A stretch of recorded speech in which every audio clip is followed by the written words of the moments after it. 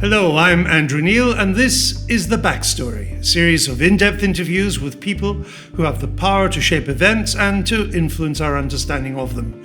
In this episode, I'm joined by a man at the apex of journalism and the establishment. Educated at Eton and Cambridge, Charles Moore was editor of the Daily Telegraph and is Margaret Thatcher's official biographer. He now sits in the House of Lords as Baron Moore of Etchingham. During the interview, we talk about his relationship with Boris Johnson, the Prime Minister's character and beliefs, and those of the Conservative Party he leads. We also discuss the role journalists play in our democracy and some of his own deeply held Conservative views. This is The Backstory from Tortoise.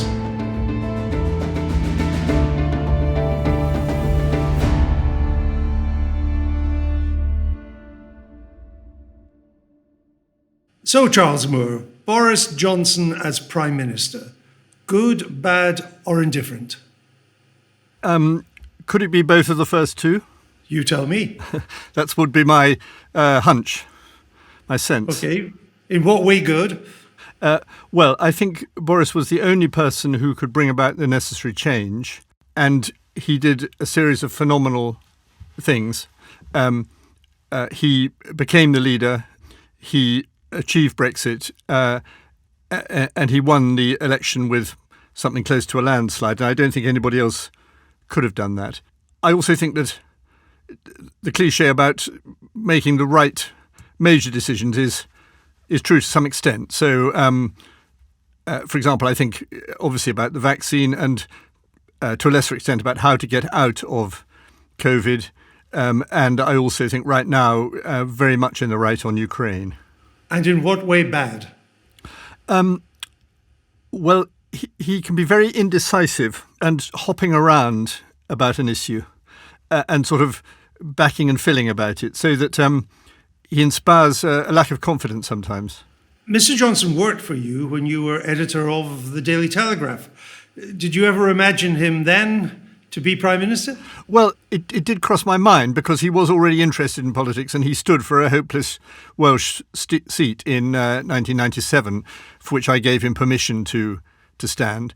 And then when he'd gone to The Spectator, I had a sort of funny conversation with him because in order to become editor of The Spectator, he'd assured Conrad Black that he would not try to become a parliamentary candidate. And then he rang me up and said, I want to see if I can become the parliamentary candidate for, I think, Henley, Michael Heseltine's seat. Conrad won't like this. What do you think? And it was a lot of sort of Borisian hedging around and moving back and forth and things. And I said, well, come on, Boris, please tell me what you want so that I can understand why you're making this call and how I can be helpful or not helpful. And he said, well, I want to have my cake and eat it, which was, of course, the classic exposition of... and so he duly did. So I did know, Andrew, yes, that I didn't always know that he would end up in politics. You know, he had a very good journalistic career and it was always possible that he would stay in that. But I did, I think, know that his greatest ambitions were in politics. Right. Ambitions in politics, one thing, but did you see him as prime ministerial material? To be honest, I can't remember exactly what I thought about that, but my overall sort of theory of Johnson from the very first time I met him until the present day is that he's both a bit of a nightmare and a bit of a genius. And therefore, it was never impossible for him to attain very high positions or do very amazing things. And that's why I've tended to go against the trend when people say, oh, he's had it, he's finished, all that sort of thing. His capacity to see how to do things in a different way from other people and succeed in that is very remarkable. And though he's very sort of sensitive and touchy in a way, he's also got the hide of a rhinoceros and great sort of physical and mental energy. So he has all those qualities. When he worked for you, could you trust him? This sounds a bit casuistical, but I would say that I could trust him to do his job very well. I couldn't rely on him in the sense of, would his copy be on time? Would every fact be accurate? No, I certainly couldn't rely on him. But I felt that I had working for me someone who I was very glad to have working for me. When he was considering running for Mayor of London, you joked that he'd be more suited to being Mayor of Henley. I'd forgotten. But I'd forgotten. You backed him. you backed him nevertheless as Tory leader and as Prime Minister. What changed from Henley to Downing Street? Well, I can't remember why I made that joke, but it's a good joke. But actually, he was well suited to being Mayor of London. I think in some ways he has real leadership qualities because. In some ways he clearly doesn't, and I'll come to that. But in some ways he really does, because he has great communicative gifts and imaginative gifts and a way of making people feel good about things rather than bad about things. These are all actually very rare gifts, and they're essential gifts of leadership at all times in history, and particularly in modern times because of modern communications. So it's a sort of transformative thing, and it's an act. I'm very interested by the whole business in modern life about how a sort of actor person can be a real leader. Ronald Reagan would be an early example. Boris is another. And, of course, Zelensky is a third. And I think they're not ridiculous, discreditable gifts. They're real gifts. And I think Boris has them and a certain eloquence that goes with it. In your magisterial biography of Margaret Thatcher, you write about her occupying, quote, the moral high ground in her policies and her actions. When we look at what happened in Downing Street during the lockdown and look at Mrs. Thatcher claiming the moral high ground, wasn't it typical of the Prime Minister's cavalier approach to many matters that in the depths of the lockdown he allowed Downing Street to be turned into party central? I think it was typical of him in a way. And it was a sort of to do with the sort of sloppiness or carelessness which he has about rules and processes and that sort of thing. But I don't think it was as serious a wrong as many people have said. And I think it goes with something which is good, which is that, in my view, all successful prime ministers, I'm not saying this in itself was good, it wasn't, it was bad, but all successful prime ministers have a capacity to reach out over the heads of bureaucracy, government, officialdom, and have a direct communicative power with people in general. And I think that was true of Mrs. Thatcher in a very different way, true of Tony Blair, and true of Boris, and not true, for example, of Gordon Brown or Theresa May. So I think that's you sort of, if you're going to accept Boris, which I readily understand why a lot of people don't, you have to sort of take both sides of this coin. It would never have happened under Margaret Thatcher in Downing Street, though, would it? I'm sure it wouldn't, not least because there was incredibly few people working in Downing Street in those days. What you have now is a sort of slum of spads and so forth, hundreds of them, literally. All overexcited and crowding around and working on 24-hour news cycles. I think it's 4 times bigger than her number 10. Mind you, Mrs. Thatcher had very nice parties in number 10, not, formal ones, but also sort of, working all night on a speech, come and have a drink with me, and she'd even cook simple Marks and Spencer meals for her unlucky speechwriters. When do you trace the decline in the Prime Minister's recent fortunes? Is it Partygate or is it more than that? Oh, I think it's definitely more than that. I think all these disputes about the parties just sort of crystallise some sort of anger. I don't think they're at the bottom of it at all.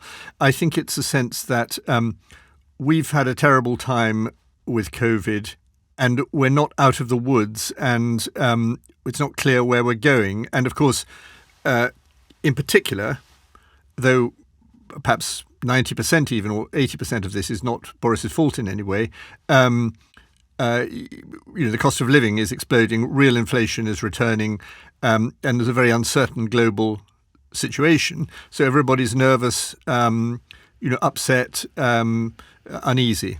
Some, indeed more than some, many trace the beginning of the slide to his efforts to stop your friend Owen Paterson, MP, or then MP, being sanctioned for breaking parliamentary rules. Did you play a part in that? Did you urge the Prime Minister to step in, support the Prime Minister to step in and try and help Mr. Paterson? I certainly did. And I wrote a column about it in the Telegraph, advocating this because I felt that, and I feel still, that the process by which MPs are judged in this situation is highly unjust, and that Owen Paterson was a victim of that.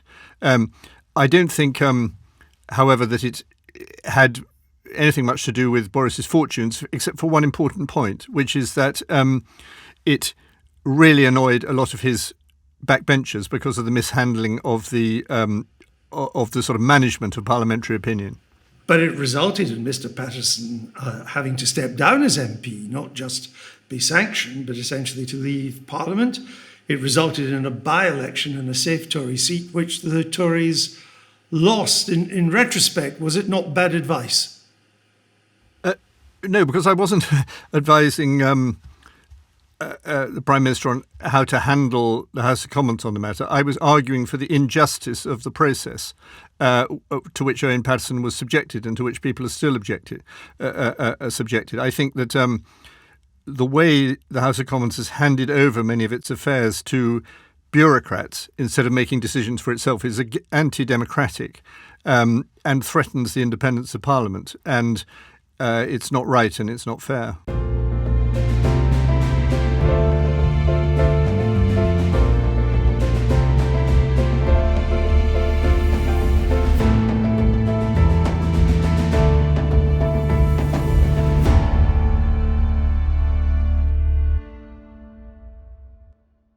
You've known Boris Johnson for many years. Do you know what he stands for? Well, it's an interesting question, Andrew. And of course, they are jolly vague. However, I do think I would characterise them I do think they have a character. And I would say essentially he's in favour of freedom and he's in favour of individualism and he is against bureaucracy and officialdom, and he is patriotic in a sort of rather vague but real sense, so that he has a sense of what it is to be British and a pride in that and a sort of pleasure in it. One of the things I like about him very much is how he takes pleasure in all sorts of British things. And one of the great qualities of British life, of course, is humour. And he possesses that, and most of his opponents most dismally don't. Would it not be fair to describe him, unlike Mrs. Thatcher, as a big government conservative? Well, ideologically, I would say not. I would say Boris has used big government opportunistically rather than ideologically. He has seen that big government would help in certain situations. And by the way, I suspect he's right, broadly speaking, in relation to handling the economy during COVID. I think that you had to have the sort of interventions that Rishi Sunak introduced and which Boris warmly supported. And if you had had a sort of usual small c liberal conservative standing back from all of that by government, people would have become very angry and frightened. I mean, they became angry and frightened anyway, but I think they would have been even more so. So I don't criticise Boris for that. What I do criticise him for on all of this is it's to do with his sloppy-mindedness. He thinks public money can buy your way out of all sorts of situations. And it's part of having your cake and eating it and all that. So he's very, very bad at rigour, and that includes financial rigour. I understand the point that, like war, the pandemic produced big government and that it needed a big government response. That's right. But there is a kind of halo effect that is continuing for big government, as happened after the Second World War too. And if you look at, even under this Tory government, if you look at what they're planning for the future, we're heading towards the highest tax burden since the post-war Labour government of Clement Attlee. We've got the government intervening in all manner of things, and we've got record inflation. I mean, it's very different from the Thatcherite formula of low taxes, limited government, and low inflation. It certainly is. And on the whole, it's worse. But I do think the situation is different and worse. And so it's harder to apply pure Thatcherite remedies. And I would say about Mrs. Thatcher that she wasn't ideologically rigid to anything like the extent that people think, or indeed to the extent that she liked to project. because she wanted always to be shown as a politician of conviction, so-called. But she was, in fact, pragmatic. Famously, she did introduce a windfall tax, for example, early on in her career on the banks. Yeah, and but in relation to Boris, I would say that he hasn't got. My criticism would not automatically be that he's been spending big, but that he hasn't really got a sense of direction about this and a sort of a sense of a way through it. I think Mrs. Thatcher was a genius at the popularisation of certain economic ideas and a sense of direction about them. And direction in economics is very important because it has a huge effect on market confidence. It's all about what's going to happen next as well as what's happening right now. And we haven't got that from this government collectively, and that must be, in part at least, a defective leadership. One of the things she popularised, indeed promoted, was owning your own home, particularly for social groups that had never been able to afford to own their own homes before. And this is not just a problem for Boris Johnson, it's been a problem for Theresa May and David Cameron before her, that after 12 years of Tory government, home ownership is in decline, and even quite affluent young folk can't afford to own their own homes. I mean, isn't that a time bomb underneath the Tories' electoral opportunities? It certainly is, and it has been, as you're suggesting, for many, many years, actually. Part of it is that many of the Tory hardcore supporters have a massive interest in the existing equity of their houses and therefore are NIMBYs, which is sort of very understandable in personal terms, but is socially very bad. And so it's very, very difficult to build houses. And therefore, it's very expensive to buy them because there aren't enough of them. And that's a sort of, while at the same time, it's been curiously easy, dangerously easy to borrow the money. It's been absurdly expensive to buy the house. And so it's a very bad combination. And no party has been able to answer this question. I think Mrs. Thatcher was able to do a lot with it because she had a sort of politically very bold, but nevertheless they were low-hanging fruit council houses. There they were being poorly run. You could quite easily see a way of doing this, which was not financially disastrous for anyone. Indeed, it was beneficial for the Treasury. And off you go. And I don't quite see how that could be replicated in modern times, but we're certainly getting into a worse situation about this than progressively worse, and we have done for a long time now. Are you comfortable with a Conservative Party that's becoming less middle-class south and more working-class north? No, I think that's a good thing, broadly speaking. And I think it's related to the Brexit effect. I think the Conservative Party is in a very bad place if it is the party of only of the people who've succeeded. I think the historic genius of the Conservative Party is for the people who've succeeded, the people who want to succeed, and the people who seek security because they're not necessarily all that likely to gain great prosperity. It's a strange coalition. And of course it pulls in different directions because one lot is more protectionist than another and so on. But I think it's very powerful as a national force, and somehow at its best the Conservative Party has kept these different forces in balance. I think it was a great problem with David Cameron, who did produce some useful modernisation to the Conservative Party, but I think it was a great problem that he was too much the voice of the sophisticated South. And people began to feel highly disconnected with that sort of government, and it contributed to why they voted for Brexit. And I think that the sense of disempowerment was very dangerous and to some extent is remedied by Brexit. But of course, then you have to work out what the next steps are, and that is quite confused. Well, it will make, I would suggest, for a very different sort of party, a party less wedded to the interests of the home counties, of the middle class, of the upper middle class in the south, a party keener on social and welfare spending because the Red Wall likes government spending, and perhaps even more taxes on the rich. It might do that, and I think there are dangers there, certainly. But I think you do need to think about the relationship between most voters and the country in which they live and the people who govern them. And I think a dangerous separation has emerged, which it's good for the Conservatives to try to prevent. And they've outmanoeuvred Labour on that, though right now it's not looking very good for them. But it's still not looking very good for Labour, interestingly. And I think one aspect of this which has been under-thought about is the whole aspect of what's sometimes called wokery. Because there's a danger, which even the Tories suffer from, of being woke.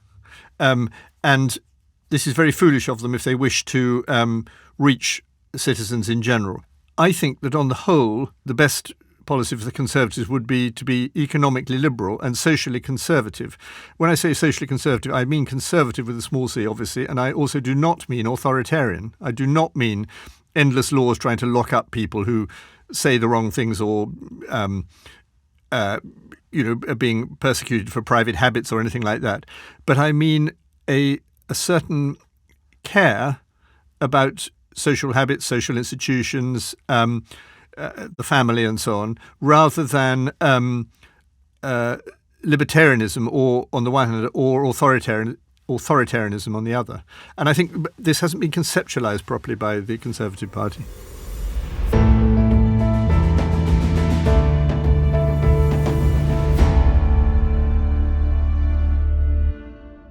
We're talking about how a party more dependent on the red wall, less dependent on the blue wall of the South, might change.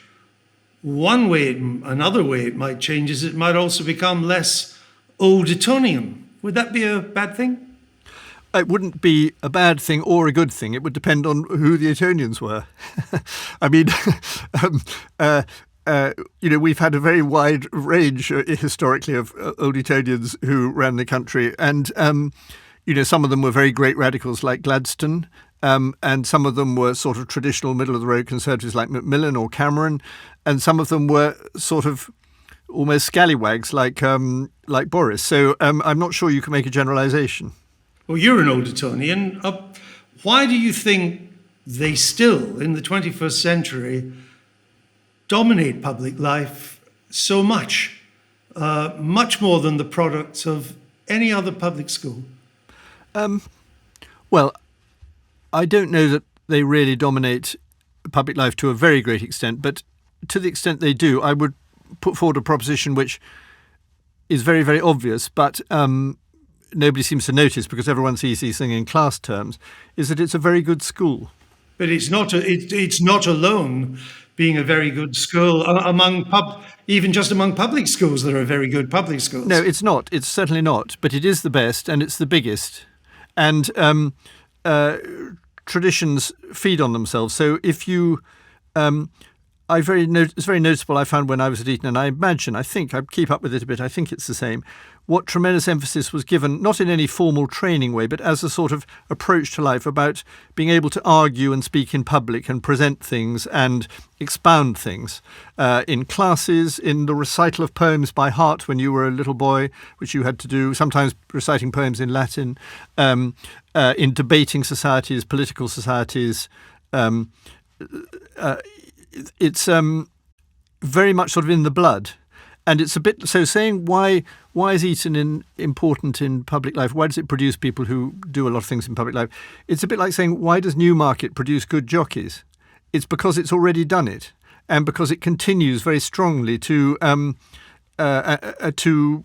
develop the traditions.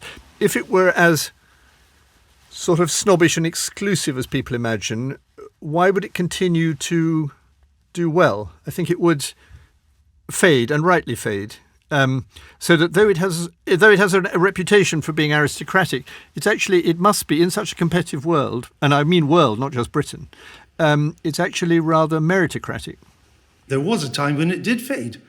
I mean, when Alec Douglas Hume, an old Etonian Prime Minister, who had taken over from Harold Macmillan, an old Etonian Prime Minister, who himself had taken over from another old Etonian, Anthony Eden, when Alec Douglas Hume lost to Harold Wilson's Labour Party in 1964, there followed 33 years in which not only had no Prime Minister gone to Eton, not one had gone to public school. And yet here we are in the 21st century where the old Etonians have made this amazing comeback. Why do you think that's happened? Well, I do have part of an explanation for that, which is the abolition of the grammar schools. When I was at university in the late 70s, we were just switching over to having pupils from comprehensive schools rather than grammar schools. And we were also switching over to have more women at the university, which was grossly in favour of men at the time in terms of the balance. And these two things meant, because obviously more working class women were even less likely than working class men to go to university at that time. These two changes meant that you re-empowered the upper middle classes and you cut off the incredibly good opportunities for people from working class backgrounds rising through grammar schools. This was a great social and educational disaster from which the country has not recovered.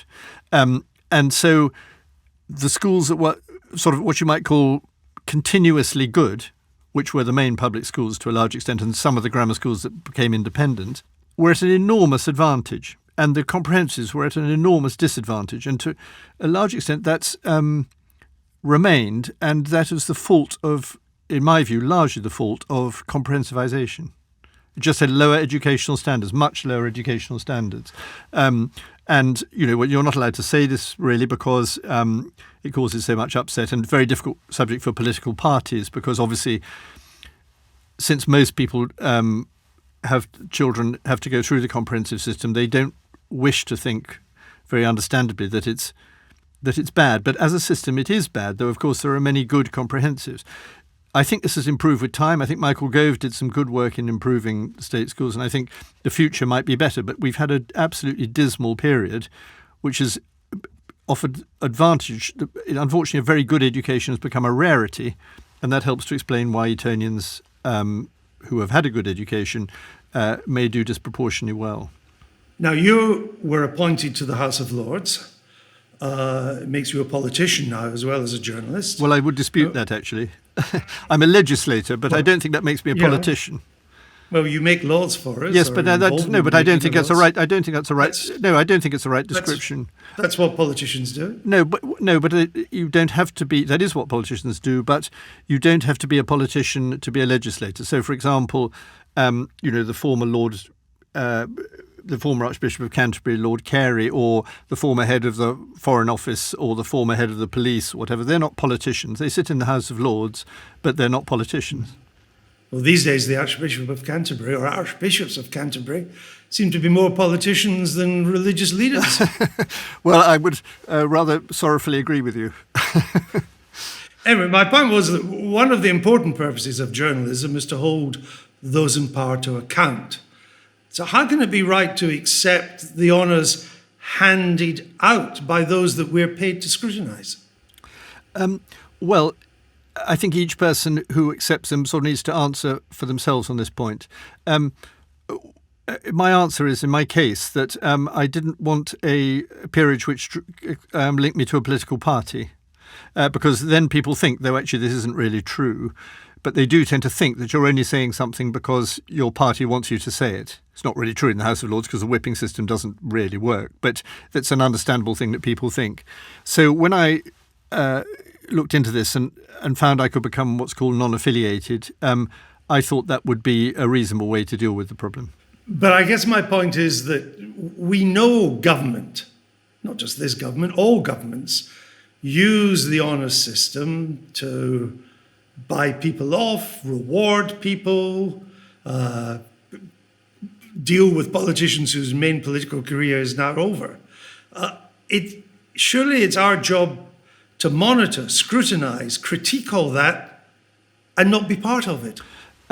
Well, I agree with the first part. I don't particularly agree with the second part, depending on certain qualifications. There's a long tradition in this country, even in the House of Commons, let alone the House of Lords, of people being active writers and journalists while they're in it. And I think that's on the whole good, because I think it helps the conversation and it sort of widens the thing out. I've felt under no pressure whatever to alter any views because I'm a peer. But does it make you now a member of the establishment rather than a journalist? As being in the establishment are more important than being an independent journalist? I think not, because I am an independent peer.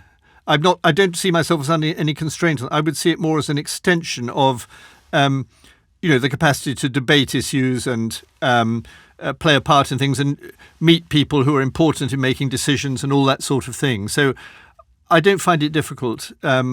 I see that in theory it can be criticised, but I don't find it difficult. And I think it's quite a good thing so long as we have this system. I mean, there are very strong arguments against the House of Lords, but it exists. And I think that while it does, it's perfectly reasonable to do what I'm doing. You've sometimes, though, seemed keener to protect the establishment than expose it. At the height of the Diana Charles troubles in the 1990s, the early 90s, you argued that journalists should deploy, your word, hypocrisy and concealment when it came to the royal family. Is that still your view? Well, you have a better knowledge of my previous thoughts than me, Andrew. I can't remember what I said at the time in the millions of words that I've written. But I think that journalists... You said it live on television. Very good. I'm probably arguing with you, actually. But I was there.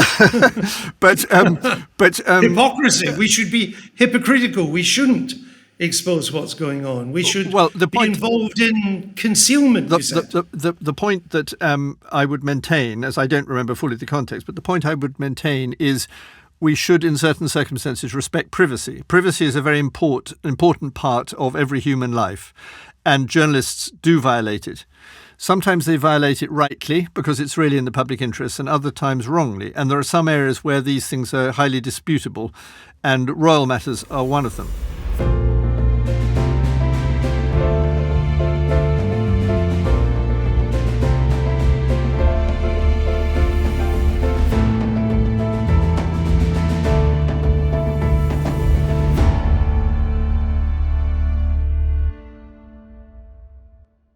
You believe in civilized discourse and debate. You said that's what was taught at Eton.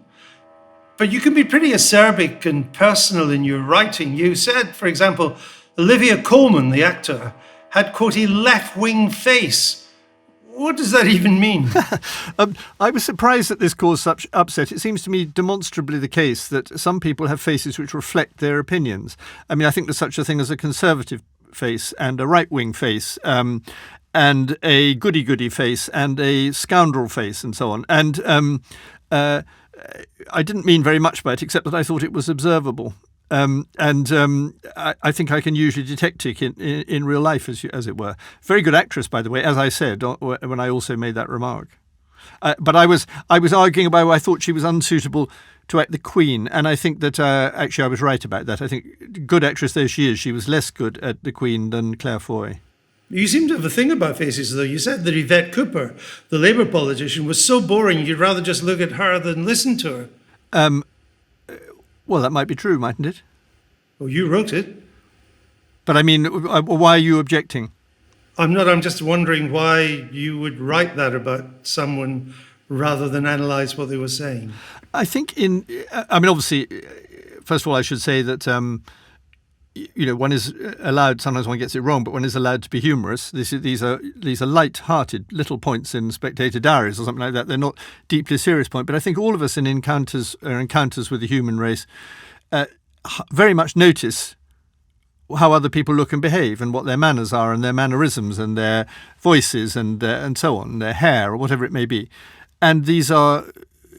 One can be very unfair about that, and I'm sorry if I have been, but I think that this is something in real human life that people observe and talk about and laugh about, and I think on that basis it's in principle legitimate. Well, were you being humorous? I mean, look at Boris's. Look at how could you not write about Boris without writing about his hair and his disorder and his sort of rather beefy appearance? I mean, it would be ridiculous not to write about that. Well, you sometimes feel that he's doing that, so you will write about it. But, well, that itself is interesting, of course. Were you being humorous or serious when you wrote of someone, his face has that strange characteristic, quite common in Scotsmen, of being composed of features out of scale with each other? Well, I know what you're referring to, Andrew, and you're referring to a description of you that I put in writing. So if that upset you, I'm very sorry. It's a long time ago. Yes, it is a very long time ago. I wonder why you bring it up. But I'm just only because you have had a tendency in your writings to, what they would say in football, play the man rather than the ball. I think, on the whole, I go to some lengths to be fair to argument, but sometimes I lighten it by a bit of, something else. And this is not necessarily justifiable, but it's not always wrong. You're a social conservative, informed, as I understand it, by your Catholic faith. Have you changed your mind in a more progressive way on any of the great social issues of our time?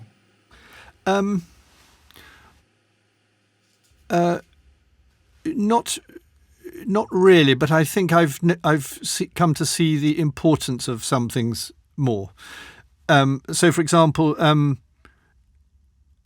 at the time, I was less alert to, when it was more of a customary thing in society, I was less alert to the danger of making off-colour jokes about homosexuals, let's say, something like that. I think one of the good things about modern culture is it has made people more alert to how it might feel to be a minority of any description. So to be disabled, to be gay, to be black in Britain or something like that. I'm not at all in favour of group rights and identity politics, but I'm very, very much in favour of considering the feelings of people who may tend to be oppressed or feel uneasy in a society. And I think we've got better at that on the whole. I mean, you once wrote in reaction to Labour's plans to increase income tax that you, quote, you have to be very altruistic or stupid or homosexual not to object to these higher taxes. I, of course, can't remember what you're talking about. And one of the things, Andrew, you know, is that columnists do, and are supposed to do actually, is create controversy. And I suppose the point I was making at the time was that if you're homosexual, which by the way isn't so true now, you didn't then have children normally, and therefore you didn't have the worry about the expense of bringing up children. I think probably that was the point I was making, but to be honest, I can't remember. What about gay marriage? I mean, you said David Cameron would be haunted by his endorsement of gay marriage, but he wasn't, was he? And it's just an accepted part of the firmament now. Well, I think that the way people react to these issues is very interesting, and I think people will accept all sorts of things they thought they wouldn't accept if it's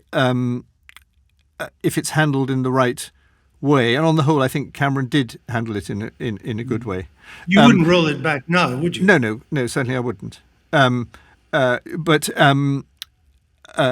I think it does go to the wider point, which I think Cameron did suffer from and maybe did help to bring him down, though certainly not on this particular issue, but that there's a certain sort of social liberalism which is sort of privileged and is to do with being rich and being able to go all over the world and, that you can do what the hell you like sort of thing, which is very nice if you're in that situation, but annoying for people who are not in that situation.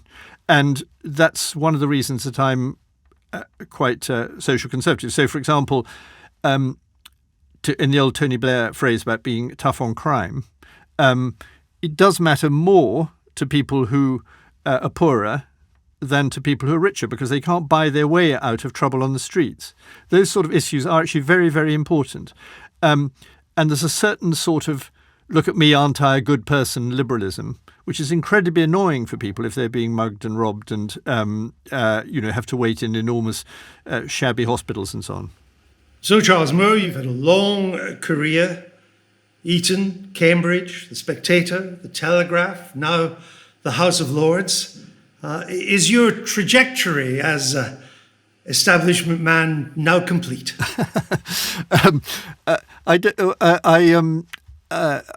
What I am really Andrew, is a journalist, and I suppose in recent years a historian, because I spent many, many years writing the biography of Mrs. Thatcher. Those are my prime interests. They always have been, and so they remain. And I'm very privileged to be free to express myself in numerous forums, including this one. Charles Moore, thank you for being with us. Thank you, Andrew.